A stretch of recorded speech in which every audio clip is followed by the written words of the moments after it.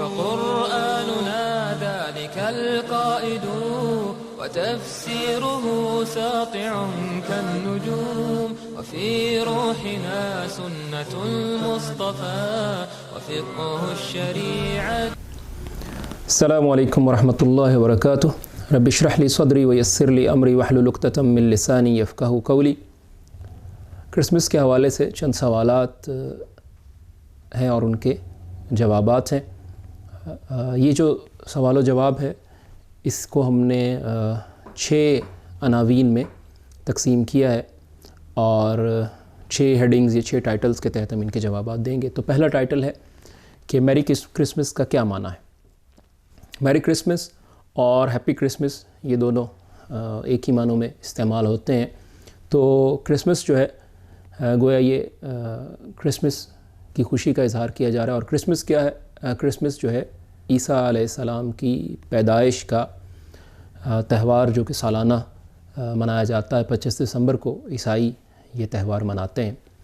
تو یہ اس کا معنی ہے.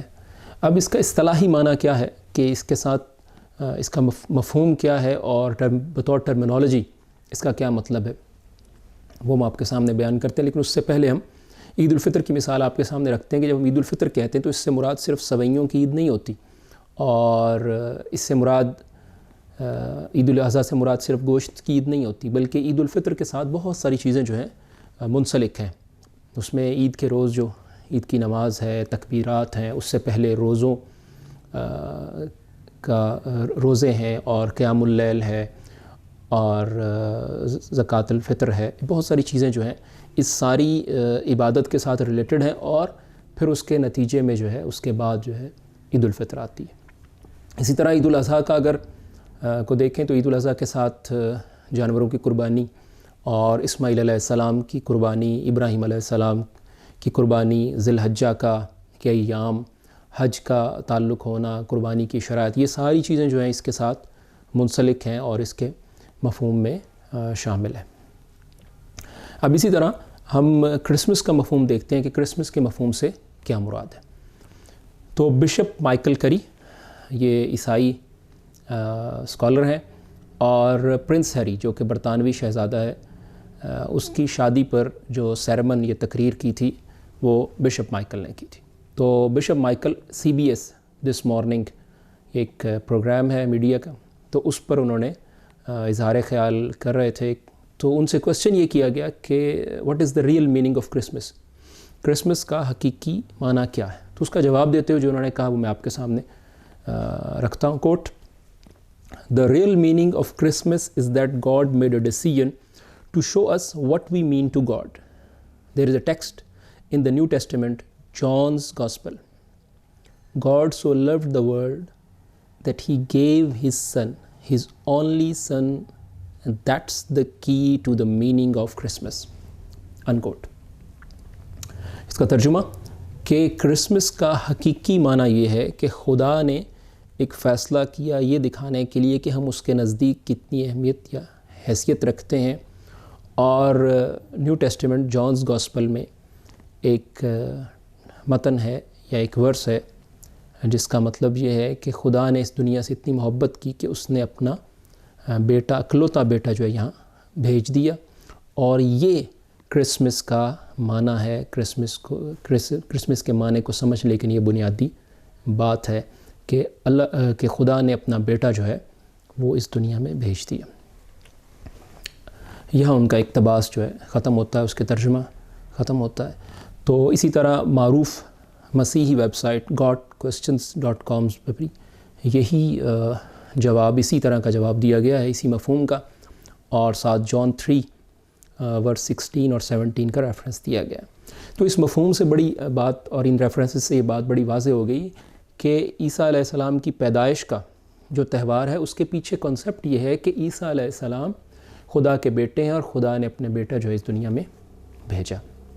تو اب اس مفہوم کے بعد اگر کوئی آپ کو یہ کہے یا ان الفاظ میں آپ کو مبارک دے کہ خدا کے بیٹے کی پیدائش کی عید مبارک یا خدا کے بیٹے کی پیدائش مبارک، تو کیا خیال ہے، آپ کا رد عمل کیا ہوگا؟ کیا آپ بھی اسے ویسے ہی ریسیپیکیٹ کریں گے، یعنی وہی جواب اسے دیں گے؟ تو اس سے اندازہ ہو جائے گا کہ جو ہے یہ جو مفہوم ہے یہی اس کا اصل ہے، اور ہم صرف جو ہے ظاہری الفاظ، چونکہ الفاظ جو ہیں وہ مختصر ہوتے ہیں، اس میں بعض دفعہ پورا مفہوم جو ہے وہ کلیئر نہیں ہو پاتا، لیکن مفہوم جو عیسائی مبلغین ہیں ان سے ہم نے آپ کے سامنے ریفرنسز سے واضح کر دیا۔ دوسرا عنوان اور دوسرا ٹائٹل جو ہے وہ یہ ہے کہ کرسمس کی مبارکباد دینا یہ کیسا عمل ہے، اور اس حوالے سے جو پہلا سوال ہمارے پاس آیا تھا وہ یہ ہے کہ عیسائی جو ہیں وہ عیسیٰ علیہ السلام کو حقیقی بیٹا نہیں بلکہ مانوی بیٹا مانتے ہیں۔ تو یہ کسی شخص کی اپنی سوچ ہو سکتی ہے، لیکن نہ عیسائی اسکرپچرز جو ہیں اور نہ جو ہے عیسائی مبلغین، بلکہ خاص کر جو عیسائی مبلغین ہیں جو انٹرپریٹیشن وہ کرتے ہیں اور جو بات وہ بیان کرتے ہیں وہ یہی ہے کہ عیسیٰ علیہ السلام اللہ کے بیٹے ہیں اور حقیقی بیٹے ہیں۔ اور اسی طرح وَقَالُوا اتَّخَذَ الرَّحْمَنُ وَلَدًا، اللہ رب العالمین نے جو دوسرا جواب ہے اس کا کہ اللہ رب العالمین قرآن کریم میں کہتے ہیں کہ انہوں نے کہا کہ رحمان کا بیٹا ہے۔ تو گویا اللہ رب العالمین نے جب اس آیت میں یہ الفاظ عیسائیوں کی طرف منسوب کر دیے تو اللہ رب العالمین نے اس میں کوئی اس طرح کی بات نہیں کی کہ یہ مانوی اعتبار سے ایسے ہے۔ اگر آخر حقیقی طور پر وہ مانتے ہیں تبھی اللہ رب العالمین نے یہ الفاظ اور یہ آیت جو ہیں اور یہ بات ان کی طرف نسبت کی ہے۔ تو اس لیے یہ کسی شخص کی اپنی سوچ ضرور ہو سکتی ہے، لیکن اس کے ساتھ کوئی دلیل نہیں ہے، نہ ہی کرسچن مبلغین اس کی تائید کرتے ہیں، نہ قرآن اس کی تائید کرتا ہے۔ ایک اور سوال کہ عیسائی فرقوں کے مختلف عقائد ہیں، اگر کوئی شخص مجھے یا کسی بھی شخص کو، کسی مسلمان کو ہیپی کرسمس یا میری کرسمس کہہ رہا ہے تو ممکن ہے اس کا عقیدہ یہ نہ ہو، اور ممکن ہے اس کا عقیدہ یہ ہو کہ وہ عیسیٰ علیہ السلام کو اللہ تعالیٰ کا بیٹا نہیں مانتا۔ اس کا جواب یہ ہے کہ بلا شبہ عیسائیوں میں بہت سارے فرقے ہیں، ان میں پروٹیسٹنٹ ہیں، کیتھولک ہیں، آرتھوڈاکس ہیں، اور بھی بہت سارے ہیں، لیکن اکثریت کا عقیدہ عیسیٰ علیہ السلام کے بارے میں یہی ہے کہ وہ خدا کے بیٹے ہیں۔ اور دوسری بات یہ کہ آپ کو کیا معلوم کہ اس کا عقیدہ کیا ہے، یعنی جو شخص آپ کو مبارک دے رہا ہے آپ کو بھی تو اس کا عقیدہ معلوم نہیں ہے نا۔ تو جب آپ کو اس کا عقیدہ نہیں معلوم تو پھر کیسے جو آپ اس کی بات کو رسپانس کر سکتے ہیں۔ دوسری ایک اور سوال جو اس کے ساتھ کیا گیا وہ یہ ہے کہ مسلمان جب کسی کو ہیپی کرسمس یا میری کرسمس کہتا ہے تو اس کا عقیدہ تو ٹھیک ہے نا، وہ تو اپنے صحیح عقیدے کے مطابق اس کو میری کرسمس کہہ سکتا ہے۔ دیکھیے مسلمان کا عقیدہ تو بلا شبہ اس بارے میں بڑا واضح ہے کہ اللہ رب العالمین نے نہ کوئی بیٹا جنا، نہ اللہ تعالیٰ کا بیٹا ہے، نہ عیسیٰ علیہ السلام اللہ کے بیٹے ہیں۔ مسلمان کا عقیدہ ضرور درست ہے لیکن یہ عمل درست نہیں ہے، اور مسلمان اپنے الفاظ کے چناؤ میں اور اعمال کے چناؤ میں اپنے الفاظ کے لیے بھی اللہ رب العالمین کی شریعت کا پابند ہے، اور اپنے اعمال کے لیے بھی اللہ رب العالمین کی شریعت کا پابند ہے کہ انہی کی روشنی میں الفاظ کی ادائیگی بھی کرے گا اور انہی کی روشنی میں اپنے اعمال بھی کرے گا۔ تفصیل اس کی یہ ہے کہ اللہ رب العالمین نے قرآن کریم میں ارشاد فرمایا لا تقولوا راعینا وقولوا انظرنا۔ اللہ کے رسول صلی اللہ علیہ وسلم کی مجلس میں مسلمان بیٹھتے اور اللہ کے رسول صلی اللہ علیہ وسلم کو اپنی طرف متوجہ کرنے کے لیے کہتے راعینا۔ یہود بھی جب مجلس میں آتے تو وہ اسی راعینا کے لفظ کو، جس کا معنی ہے ہماری طرف توجہ کیجئے، راعینا کر کے پڑھتے، جس کا معنی ہے ہمارے چرواہے، یعنی ہماری بکریوں کو چرانے والے۔ تو اللہ رب العالمین نے ان الفاظ کے استعمال سے منع کر دیا، کہا وقول انظرنا، یہ الفاظ نہ کہو بلکہ انظرنا کہو، جس کا معنی بھی یہی ہے کہ اللہ ہماری طرف توجہ کیجیے۔ گویا یہود جس الفاظ سے اللہ کے رسول صلی اللہ علیہ وسلم کی توہین کا، جن الفاظ کو اللہ کے رسول صلی اللہ علیہ وسلم کی توہین کا ذریعہ بنا رہے تھے، اللہ رب العالمین ان الفاظ کے استعمال سے بھی مسلمانوں کو روک دیا۔ تو مسلمان وہی الفاظ استعمال کریں گے اور وہی وشز کریں گے جو شریعت کی روشنی میں جائز ہوں گی، جو شریعت کی روشنی میں درست ہوں گی، جو عیسائیوں اور یہودیوں کو کسی طرح کا کوئی ایسا موقع فراہم نہیں کریں گی کہ جس سے ان کے عقیدے کی یا ان کے سوچ کی یا اسلام کی کسی طرح کی توہین کرنے کا ان کو موقع مل سکے۔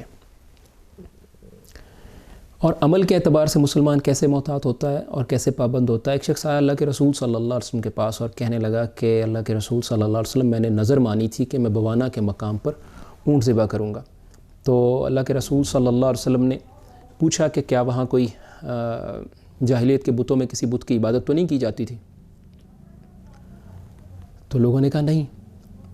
اللہ کے رسول صلی اللہ علیہ وسلم نے پوچھا کیا کفار کی عیدوں میں سے کوئی عید تو وہاں نہیں منائی جاتی تھی؟ لوگوں نے کہا نہیں. تو آپ صلی اللہ علیہ وسلم نے اسے اجازت دے دی اور کہا کہ اپنی نظر پوری کرو. گویا اللہ کے رسول صلی اللہ علیہ وسلم نے اس سے کویسچننگ کی اور اس سے پوچھا کہ جاہلیت کے بتوں کی عبادت تو نہیں ہوتی اور کفار کی عید تو نہیں ہے. گویا اگر یہ دونوں چیزیں اگر ان کا آنسر جو ہے یہ اس میں آ جاتا تو کیا خیال اللہ کے رسول صلی اللہ علیہ وسلم نے اجازت دیتے. تو گویا کفار کی عید کے مقام پر یا کفار کی عید کی جگہ پر وہاں بھی جانے کی اجازت نہیں ہے، اگرچہ وہ عید ہو رہی تھی یا نہیں ہو رہی تھی. تو مسلمان جو ہے اپنی شناخت میں اور اپنے اعمال میں بھی شریعت کی حدود کا پابند ہے. صرف وہی کچھ کرے گا جو اس کا شریعت نے حکم دیا ہے. ایک سوال یہ تھا کہ یوم عاشورہ کا روزہ اللہ کے رسول صلی اللہ علیہ وسلم نے یہود کی مشابہت میں رکھا، تو آپ ہمیں یہود عیسائیوں کی مشابہت سے منع کر رہے ہیں. اگر اللہ کے رسول صلی اللہ علیہ وسلم یہود کی مشابہت میں عاشورہ کا روزہ رکھ سکتے ہیں تو ہم عیسائیوں کی مشابہت میں کرسمس کیوں نہیں منا سکتے یا کرسمس کیوں نہیں کہہ سکتے؟ اللہ کے رسول صلی اللہ علیہ وسلم نے یہ روزہ رکھا. موسیٰ علیہ السلام حدیث میں آتا ہے فصامہ موسیٰ شکراً، موسیٰ علیہ السلام نے شکر کا روزہ رکھا. تو اصل میں یہ روزہ موسیٰ علیہ السلام سے رکھنا ثابت ہے، حدیث میں یہ الفاظ موجود ہیں. اللہ کے رسول صلی اللہ علیہ وسلم نے موسیٰ علیہ السلام کے اس عمل کو شریعت محمدی میں باقی رکھا، اس کی تائید کی، اس کو برقرار رکھا. اب آ جائیے کرسمس کی طرف. کیا عیسیٰ علیہ السلام نے موسیٰ علیہ السلام نے خود روزہ رکھا؟ کیا عیسیٰ علیہ السلام نے خود کرسمس منائی؟ موسیٰ علیہ السلام نے خود روزہ رکھا. کیا عیسیٰ علیہ السلام نے خود کرسمس منائی؟ اللہ کے رسول صلی اللہ علیہ وسلم نے موسیٰ علیہ السلام کے عمل کو برقرار رکھا. کیا اللہ کے رسول صلی اللہ علیہ وسلم نے کرسمس کو منا کر عیسیٰ علیہ السلام کے عمل کو برقرار رکھا؟ یہاں دونوں جواب جو ہیں، نہ عیسیٰ علیہ السلام نے کرسمس منائی، نہ اللہ کے رسول صلی اللہ علیہ وسلم نے اس کی تائید کی، نہ اس کو برقرار رکھا، نہ اس کو منایا. تو اس لیے یہ اگزامپل جو ہے یا یہ جو دلیل ہے یہ بالکل یہاں درست نہیں ہے. اور دوسری بات یہ کہ جیسے ابراہیم علیہ السلام نے حج کی عبادت کا لوگوں میں اعلان کیا، تو وہ عبادت آج امت محمد میں بھی باقی ہے. تو اللہ کے رسول صلی اللہ علیہ وسلم نے اس روزے کے عمل کو بھی امت محمد میں باقی رکھا. لیکن جب اللہ کے رسول صلی اللہ علیہ وسلم کو یہ بتایا گیا کہ یہود اور نصارہ عیسائی اور یہودی دونوں اس دن کی تعظیم کرتے ہیں، تو آپ صلی اللہ علیہ وسلم نے کہا لأصومن التاسع، یعنی یوم عاشورہ 10 کا روزہ تھا، میں آئندہ سال 9 کا روزہ رکھوں گا. گویا ان کی مخالفت میں آپ صلی اللہ علیہ وسلم نے تاریخ کو بدل دیا. ایک سوال اور کہ والسلام علی یوم ولدت و یوم اموت و یوم ابعث حیا. قرآن کریم کی آیت ہے، اس میں عیسیٰ علیہ السلام یہ کہہ رہے ہیں کہ مجھ پر والسلام علی، مجھ پر سلامتی ہو جس دن میں پیدا ہوا، جس دن مجھے موت آئے گی اور جس دن میں دوبارہ زندہ اٹھایا جاؤں گا. تو اس سے بھی استدلال لیتے ہیں جس سے کرسمس منائی جاتی ہے.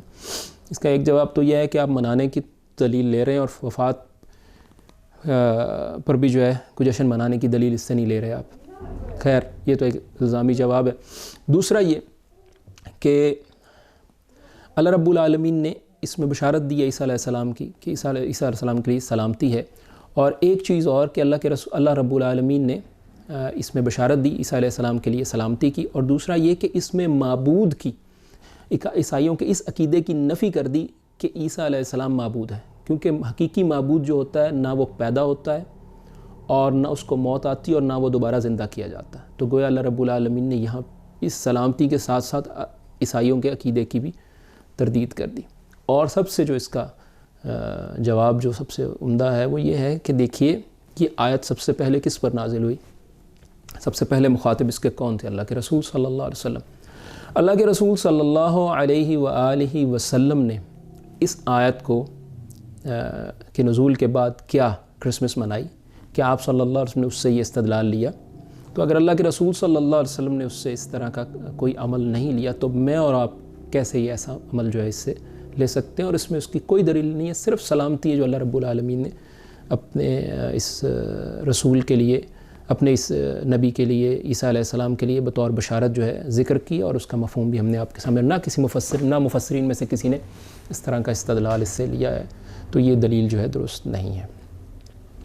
اور خلاصہ یہ اس ساری بات کا کہ ہیپی کرسمس، میری کرسمس یا کرسمس کے موقع پر مبارکباد دینا یا مبارکباد کو اسی طرح جیسے وہ مبارکباد دی اس کو بھی یہی کہنا کہ آپ کو بھی مبارک ہو، یہ سارا عمل جو ہے ناجائز ہے اور شرعاً درست نہیں ہے، چاہے جائے کہ اس سے بڑھ کر ہم کوئی شخص جو ہے وہ سانتا کلاس کا روپ اختیار کر لے اور گفٹنگ کرے یا کھانے تیار کرے یا میل سرو کرے، تو اس طرح کی کسی چیز کی جو ہے شریعت محمدی میں اجازت نہیں ہے۔ تیسرا عنوان یا تیسرا جو ہمارا ہیڈنگ ہے وہ یہ ہے کہ مسلمانوں کی عید۔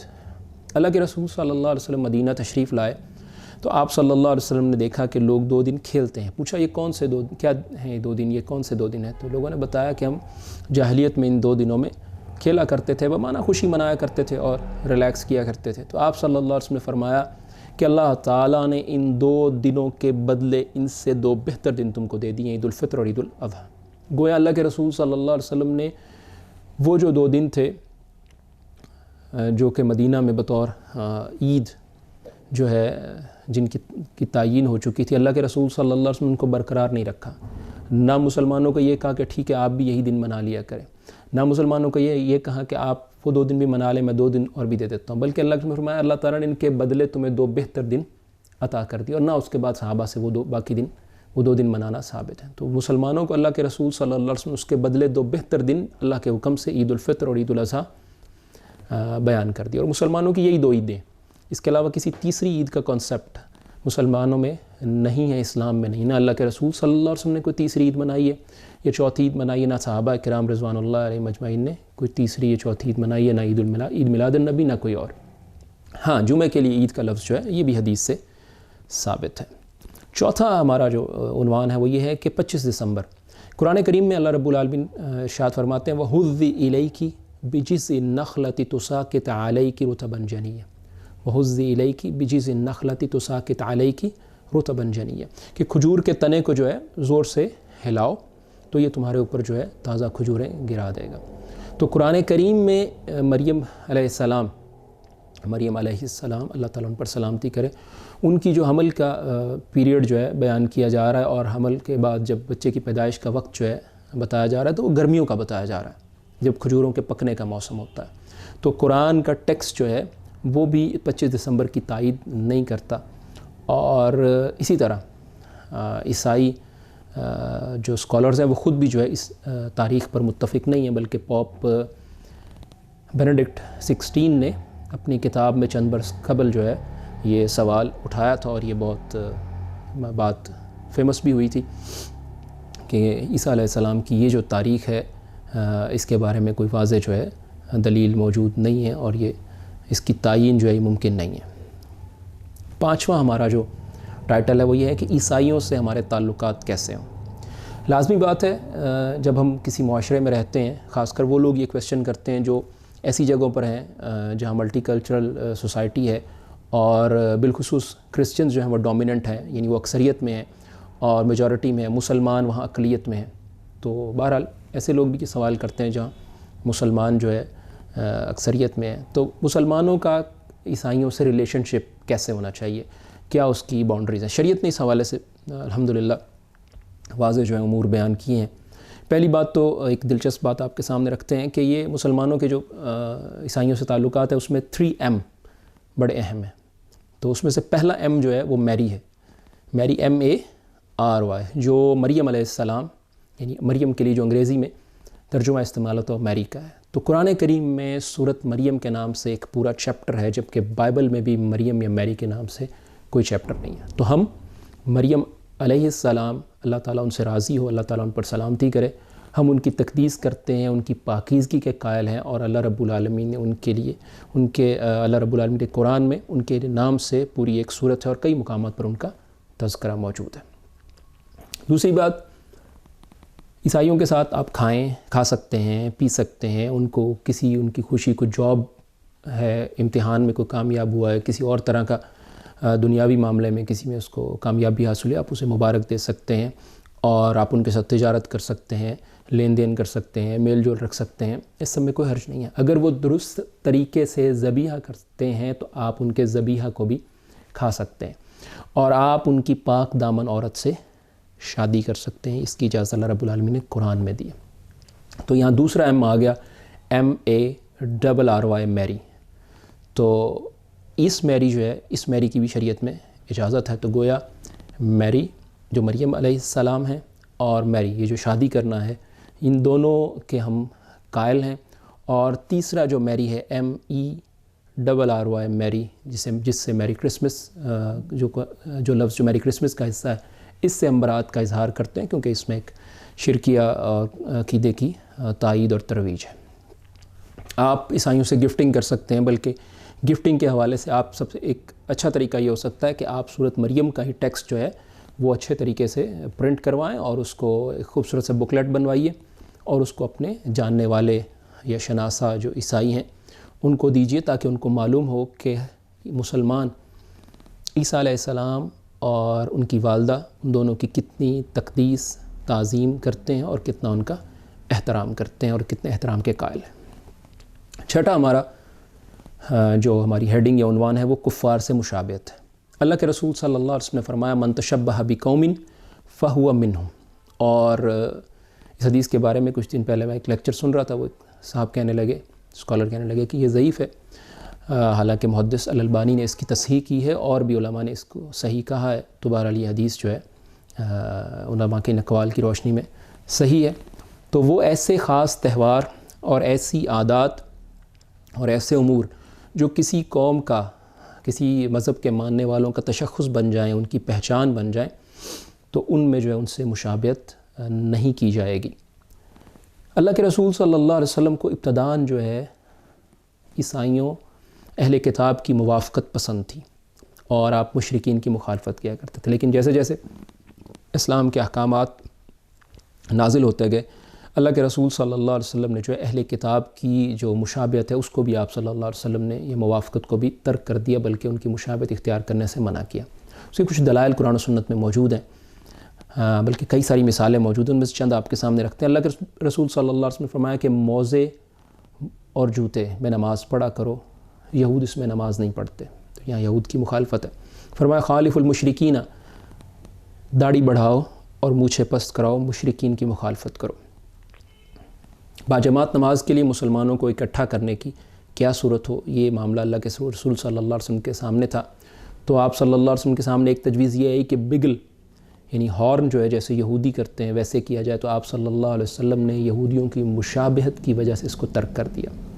ناقوس یعنی بیلز جو ہیں یہ بھی اللہ کے رسول صلی اللہ علیہ وسلم کے سامنے تجویز رکھی گئی، تو آپ صلی اللہ علیہ وسلم نے عیسائیوں کی مشابہت کی وجہ سے اسے ترک کر دیا. پھر آذان کا سلسلہ جاری ہوا. تو یہ صرف ہم نے 3 ایگزامپلز مثالیں سامنے رکھی. اس کے علاوہ بہت ساری مثالیں موجود ہیں حدیث میں، یہ بھی حدیث سے ہم نے ذکر کیا ہے جن کے ریفرنسز بھی موجود ہیں، جس میں یہ ثابت ہے کہ اللہ کے رسول صلی اللہ علیہ وسلم نے اہل کتاب عیسائیوں اور یہودیوں کی مخالفت کی ہے.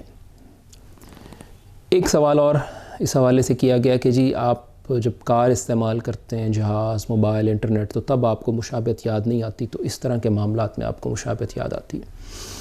اللہ کے رسول صلی اللہ علیہ وسلم کے دور میں تلوار، تیر، گھوڑے، خیمے، نیزے اور اس طرح کی چیزیں، برتن، بہت ساری چیزیں جو لوگ جو کافر بھی استعمال کرتے تھے، یہودی بھی استعمال کرتے تھے، عیسائی بھی استعمال کرتے تھے، مجوسی بھی استعمال کرتے تھے، اللہ کے رسول صلی اللہ علیہ وسلم اور آپ کے صحابہ بھی استعمال کرتے تھے. آپ صلی اللہ علیہ وسلم نے ان سے منع نہیں فرمایا.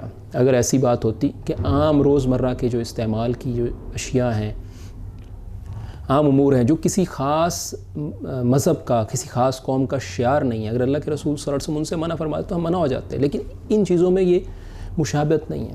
مشابہت وہی ہے جو ابھی ہم ذکر کر چکے ہیں اور اس کی ایگزامپلز بھی آپ کو دے چکے ہیں. تو اس لیے جو ہے اس فرق کو ذہن میں رکھنا چاہیے.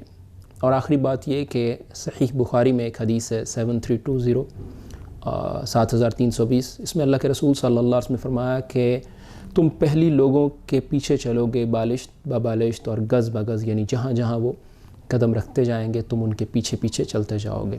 اور اگر ان میں سے کوئی ضب، جس کا ترجمہ علماء گوہ یا میسٹیگیور کرتے ہیں، اس کے سوراخ یا بل میں بھی گھسے گا تو تم بھی اس کے سوراخ یا بل میں گھسو گے. تو صحابہ نے سوال کیا اللہ کے رسول صلی اللہ علیہ وسلم یہ جو لوگ جن کی آپ بات کریں یہ یہود و نصارہ ہیں، یعنی ہم ان کی پیروی کریں گے؟ تو اللہ نے فرمایا ہاں اور کون؟ آپ سے فرمایا اور کون؟ تو گویا ایک تو صحابہ کا استحجاب کہ ہم اور یہود و نصارہ کی پیروی کریں، یہ کیسے ہو سکتا؟ اور دوسرا اللہ کے رسول صلی اللہ علیہ وسلم کا یہ کہنا کہ گوہ کی بل میں بھی، یعنی اس چھوٹے سے جانور کی بل میں، کسی چھوٹے سے جانور کی بل یا سوراخ میں جانا گھسنا، یہ ایک عجیب ناپسندیدہ اور عجیب سی بات ہے، عجیب و غریب سی بات ہے. یعنی اگر وہ کوئی عجیب و غریب اور بے معنی بے مقصد کسی طرح کا وہ کام بھی کریں گے تو تم بھی جو ہے ان کے پیچھے چلو گے. تو یہ اللہ کے رسول صلی اللہ علیہ وسلم کی پیشین گوئی ہے. اور آج بعض دفعہ دیکھ کر یہ اس حقیقت کا احساس ہوتا ہے کہ اللہ کے رسول صلی اللہ علیہ وسلم یقیناً ما ینطق عن الہویٰ ان ہوا الا وحی یوحیٰ، اللہ تعالیٰ نے جو آپ صلی اللہ علیہ وسلم کو وحی کرتے تھے تو اسی کی بنیاد پر آپ کی یہ پیشین گوئی تھی. تو آج یہ دیکھ کر احساس ہوتا ہے کہ بہت سارے لوگ جو ہیں ہر وہ چیز جس پر کفار کی مہر لگ گئی ہو اور جو کفار کی طرف سے آ گئی ہو اس کو اپنانے میں اور ان کے رسم و رواج کو اختیار کرنے میں بڑی خوشی محسوس کرتے ہیں. اللہ رب العالمین مجھے اور آپ کو رسول اللہ صلی اللہ علیہ وسلم کی احادیث کی، قرآن کی، اسلام کی سمجھ دیں اور اس کے مطابق عمل کی توفیق عطا فرمائیں.